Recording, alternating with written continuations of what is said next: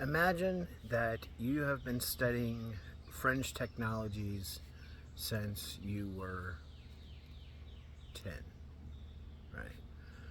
And sometime around age 20, things started getting very overwhelming, like movies and TV. And um, so you had already been extremely involved in inventing technologies that the military would want before you were even out of your teens.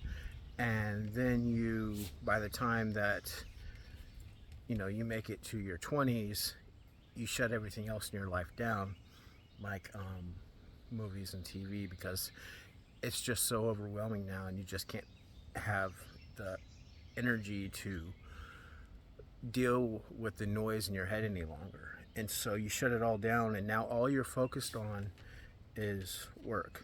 And that's what you do for fun. You focus on educating yourself, you focus on your prayer life, you focus on helping other people's lives. And this is what you've been doing for the past 18 years. So, and I'm being literal. Imagine if that were you. Imagine, in the way you work, when you go to work, and let's say you have no entertainment in your life. How far do you think you'd be? Right? Okay. So you probably be pretty far. If that's like actually what you did for fun, like if you studied neuroscience, nanotechnology, cybernetics, robotics, AI, software engineering, you know, graphic design, marketing, business, psychology, like if this is actually what you did for fun, you'd be pretty far, right? Like really, really far. You're probably thinking, man, like no one would be able to stop me. I'd be just so great if I actually did that, but nobody does it. Who does that? Well, that's what I do. That's what I do. And there's comes a point where, like, since I was 18, the world already didn't meet my standards. I already was capable of designing robots and programming robots. I had already envisioned the concept of building robots that build robots that build robots, and having like millions of robots coming together to build like spaceships, literal actual spaceships, and floating cities. This is who I was before I was even 18, right? Or by the time I was 18. And now I'm just at such a high contrast to the world. People, and I understood quite a bit about people that it would scare people, right? And I was coming to Christ. I was trying to get my life together anyway. To have myself together as a person was more important than that anyway. I was like dying inside, and I needed to get that together. And I was really focused on building myself up. But I've had these capabilities since I was 18. And so I'm sitting here, year after year after year, listening to things on the news, listening to people boasting, people making new cars are coming out, new technologies are coming out, and none of it excites you, and none of it meets your standards, right? So, there's things I don't understand. People impress me. Don't get me wrong. Is that when people are doing things that I don't know about, and I go learn about what they're doing, and I find it exciting, and I'm very humbled. But in the actual world that I'm living in, when you drive down the street and you see businesses and homes and cars and things, I'm not excited. But God and people have just been so much more important. It's been easy for me to put it on the back burner for 20 years.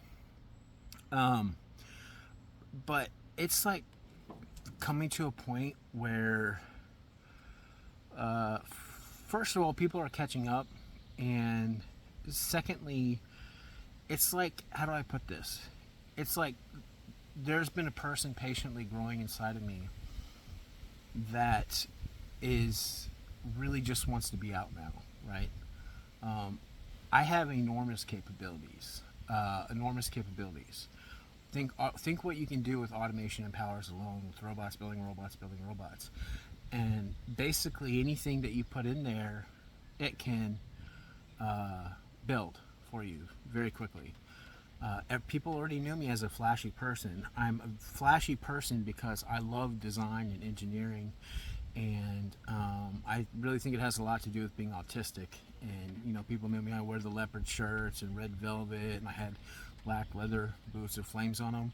That never went away. I just stopped doing it because I was depriving myself of the things that I liked like that to let God in. But eventually, God came in quite a bit. And now those things aren't taxing to me any longer.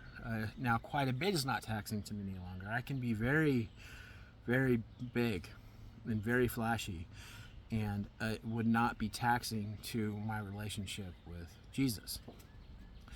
So I've had this person kind of growing inside of me, and sitting here being patient with everyone, and like that's who I am. And it's like what I am allowing to be seen is kind of like a shell that's cracking. Like I can't it just feels empty and painful for me to continue suppressing this, right? But the main thing is that I don't cause people to panic. And Allez marketing is the actual structure of the business I designed for the fact that now a lot of people have enormous capabilities, and the education gap is massive for STEM, massive. We people in like me, we're aliens basically, and we just can't show you what we can do because it would terrify people. Tech entrepreneurs and a lot of other people. We're basically what science fiction was describing aliens, but that's where we are now. And I'm I can actually show you. And that's what I'm getting to is that Allez marketing is a big deal because this business structure, as long as people know that they're invested in what we can do without having to fight or struggle. Like if a janitor, for instance, or a homeless guy, if we give them a path, or give anyone a path that is very what's the word I'm looking for? Has a few steps. A lot of as Stripe put it, I read this in the article regarding Stripe's technology and the founder of Stripe. If we, or I think not a founder, it was a technical executive of Stripe. We could abstract a lot of complexity into a few steps, right? And that's what I've done with this business model. The actual mechanisms of why I chose reading others empathetically, which is kind of a wordy statement, so you can see I just didn't go off other people's work. I spent a lot of time in research trying to isolate a skill that means a lot of things at one time, that we can be confident that we're going to have good owners. That skill is as the door. A year-long training program with 7 other personality types, building a business and going to school for marketing, psychology, sales, and business. In this group environment, this program makes it possible, and other people knowing that they can just take the test, pass the test, wait in line. This program makes it possible for me to be me. And so that's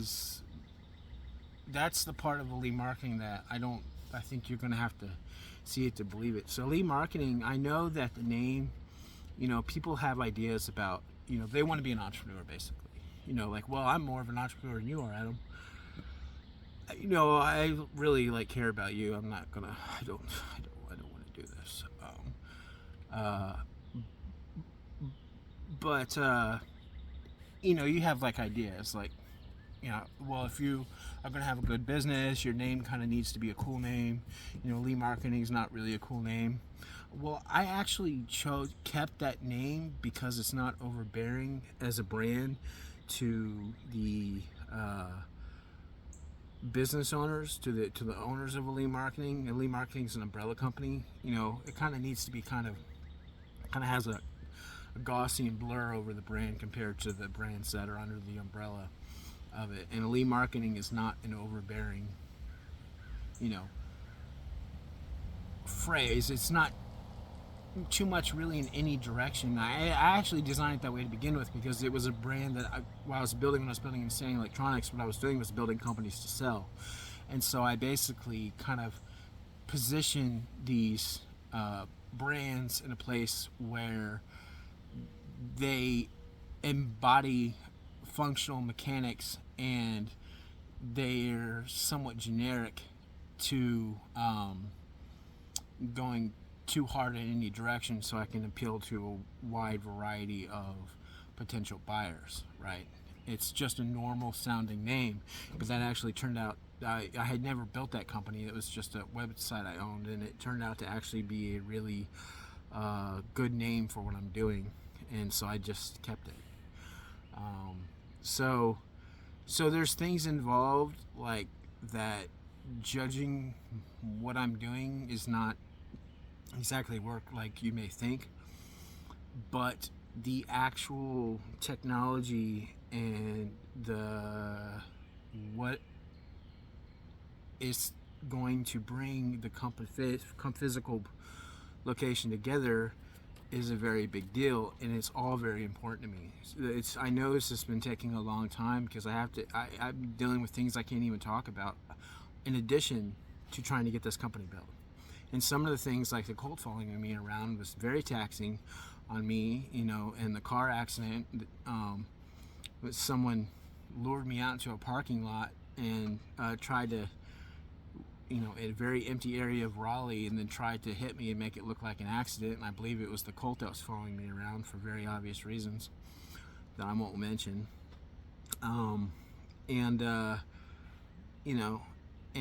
I don't have time or energy to put into investigating it.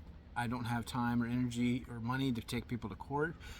There's things involved in actually defusing the situation because I shouldn't have, why do I have a cult following me around? I investigated enough in myself to understand why I have a cult following me around, and I believe it has to do with a combination of things that I picked up between being around Pentecostals, a push sales team in Houston, and reverse engineering. When I saw what the push sales team were doing in Houston, they were using these methods that were based on popular books like The Greatest Salesman Who Ever Lived or something like that, Og Mandino, Ammunition.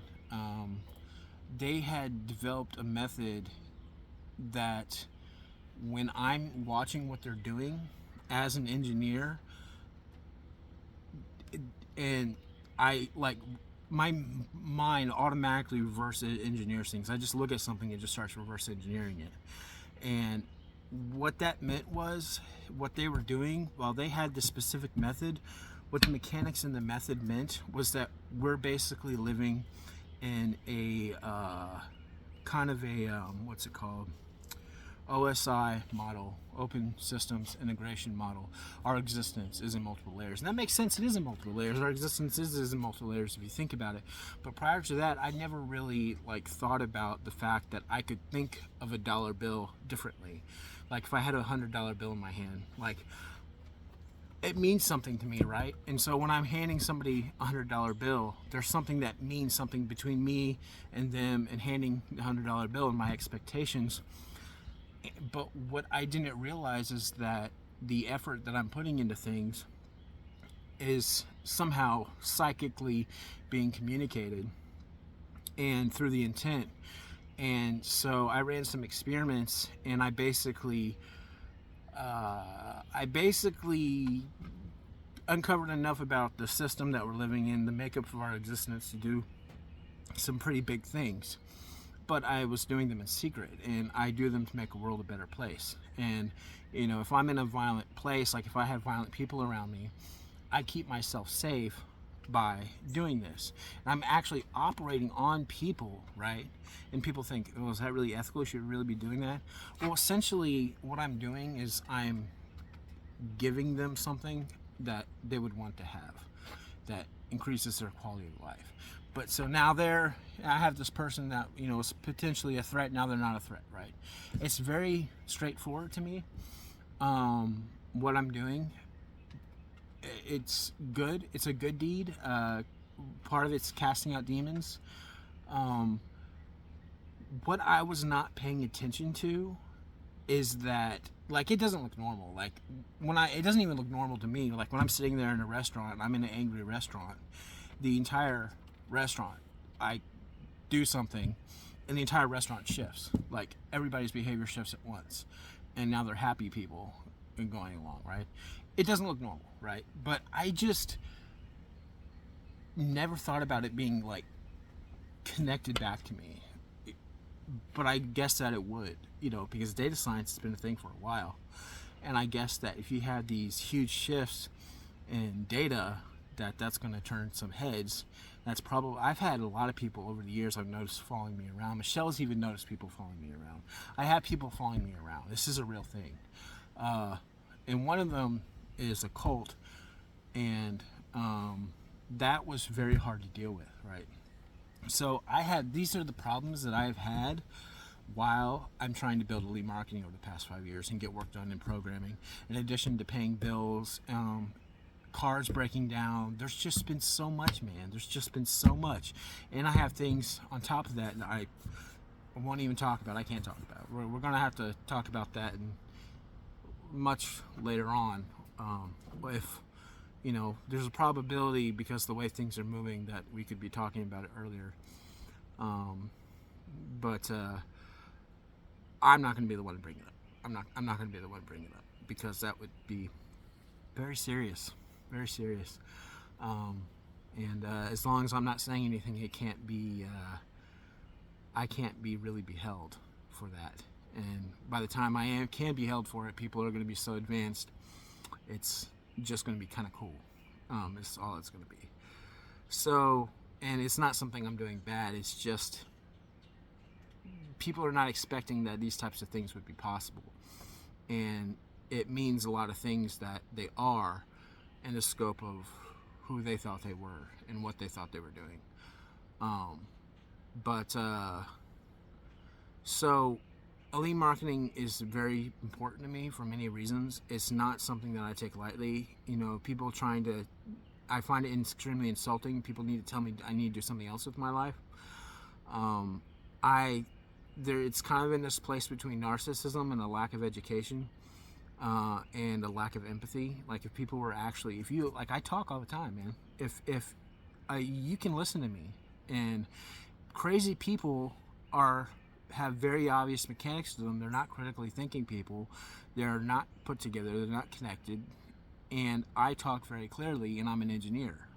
You cannot be me and be crazy at the same time. It's not possible. So even though I say things that may sound very big, there has to be reality to it if you actually understood how that works. And you can look on very surface levels without much of an education and see what I'm saying is true, or just in your normal experiences with life. I can't be a crazy person. It doesn't fit. So if I'm not crazy, then I'm talking about something, right? So that's something that people really need to accept, and elite marketing is very important to me. I have people waiting on me. I possibly have people moving to North Carolina from other states just because they heard about what I was doing, and I had no idea that I would be causing that effect. Because I'm in a place where big things are so normal to me, because there's much bigger things, I don't really understand how I affect people. And it came to my attention that there may have been a few people that moved from other states to North Carolina to be as close in line to getting to this opportunity as possible. When I was driving for Uber, I had people recognizing me. I don't know where that's coming from. So elite marketing has to happen. People have their expectations set that this is going to happen. Even though it's been a very hard battle for me to continue working on this, I have continued working on it, and I haven't gone and sold out. And I'm not going to. This is coming together. But when it does come together, you're going to see why, very plainly, why, and things that you can understand when you look out in the world and you see NASA doing something, or that you see Tesla doing something, you see SpaceX doing something, you see IBM doing something, and you are impressed, and you go and see these shows and go to conferences and see what they're doing, and you're impressed. What I'm doing is going to impress you there.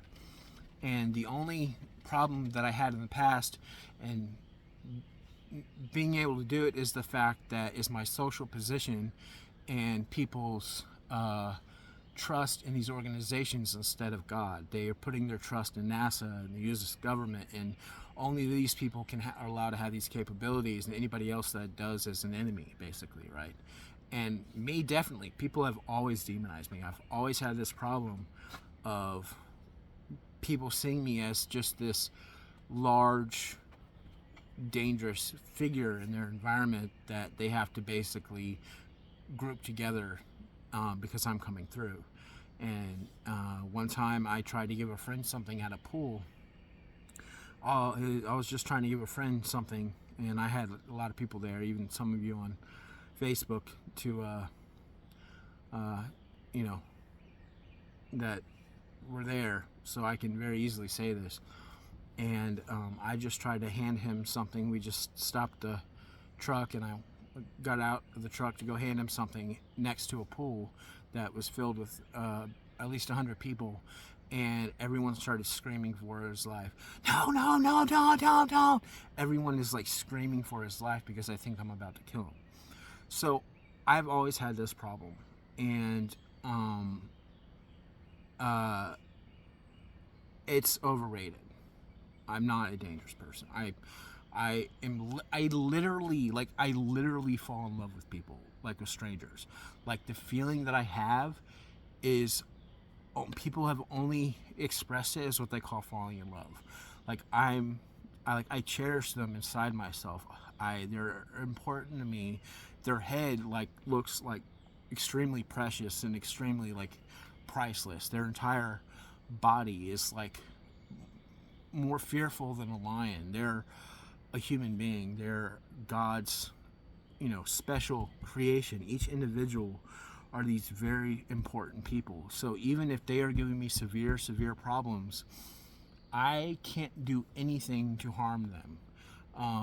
When my body wants to react in self-defense, I get a big reminder, like a beam of energy coming down on me, and my heart melting in my chest, and I am betraying my best friend, and it's somebody that I have never met, and they're trying to kill me. Do you see what I'm saying? I'm not a dangerous person like that. I'm dangerous to bad things, right? I'm not a dangerous to people. I'm dangerous to bad energies. And so that's something completely different. So lead marketing is going to come together. I'm really excited about it. I'm not going to be doing something else. And when you see what's happening, you're going to be excited too. Thank you.